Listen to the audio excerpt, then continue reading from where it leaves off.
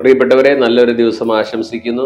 പഴയ നിയമത്തിലെ ജെറമിയ പ്രവചനം 8-ാമത്തെ അധ്യായത്തിന്റെ 20-ാം വാക്യത്തിൽ നാം ഇങ്ങനെ വായിക്കുന്നു: വിളവെടുപ്പ് തീർന്നു, വേനൽക്കാലവും അവസാനിച്ചു, എങ്കിലും നാം രക്ഷപ്പെട്ടില്ല.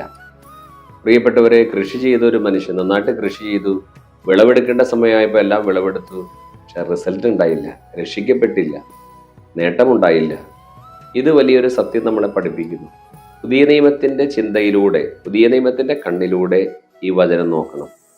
നമ്മുടെ കർത്താവായ യേശു മനുഷ്യർക്ക് വേണ്ടി രക്ഷകനായി ഭൂമിയിൽ ജനിച്ചു. ലൂക്കാ 2:10 പറയുന്നുണ്ട്: ഇതാ സകല ജനത്തിനു വേണ്ടിയുള്ള വലിയ സന്തോഷത്തിന്റെ സദ്വാർത്ത ഞാൻ നിങ്ങളെ അറിയിക്കുന്നു, നിങ്ങൾക്കായ ഒരു രക്ഷകൻ ദാവീദിന്റെ പട്ടണത്തിൽ കർത്താവായ ക്രിസ്തു ഇന്ന് ജനിച്ചിരിക്കുന്നു. യേശു ക്രിസ്തു ജനിച്ചു മനുഷ്യന്റെ പാപപരിഹാരത്തിന് വേണ്ടി. യോഹന്നാന്റെ 1-ാം ലേഖനം 2:2. അവൻ നമ്മുടെ പാപങ്ങൾക്ക് പരിഹാര ബലിയാണ്, നമ്മുടെ മാത്രമല്ല ലോകം മുഴുവന്റെയും.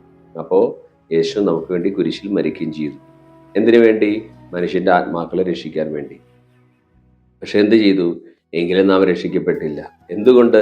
യേശു ക്രിസ്തുവിന്റെ ക്രൂശ് മരണം എനിക്ക് വേണ്ടിയിട്ടാണ്, എൻ്റെ ആത്മരക്ഷയ്ക്ക് വേണ്ടിയിട്ടാണെന്ന് വിശ്വസിച്ച് അത് ഏറ്റെടുക്കായിക മൂലം നാം രക്ഷിക്കപ്പെടുന്നില്ല.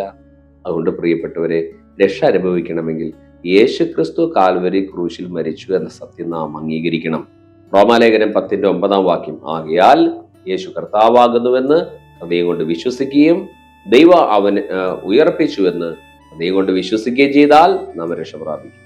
ഹൃദയം കൊണ്ട് വിശ്വസിക്കുക, വിശ്വസിക്കുമ്പോൾ ഹൃദയം കൊണ്ട് വിശ്വസിക്കുക, അപ്പോൾ നാം നീതീകരിക്കപ്പെടും. അധരങ്ങൾ കൊണ്ട് ഏറ്റുപറയുക, അപ്പോൾ നാം രക്ഷിക്കപ്പെടും. അതുകൊണ്ട് വിളവെടുപ്പ് തീർന്നു, നാം രക്ഷിക്കപ്പെടണമെങ്കിൽ യേശുക്രിസ്തുവിന്റെ ക്രൂശ് മരണത്തിൽ വിശ്വസിക്കണം. എങ്കിൽ മാത്രമേ രക്ഷയുടെ തീരത്ത് നമുക്ക് എത്താൻ കഴിയൂ. ദൈവം അതിനായി നമ്മെ സഹായിക്കട്ടെ. ആമേൻ.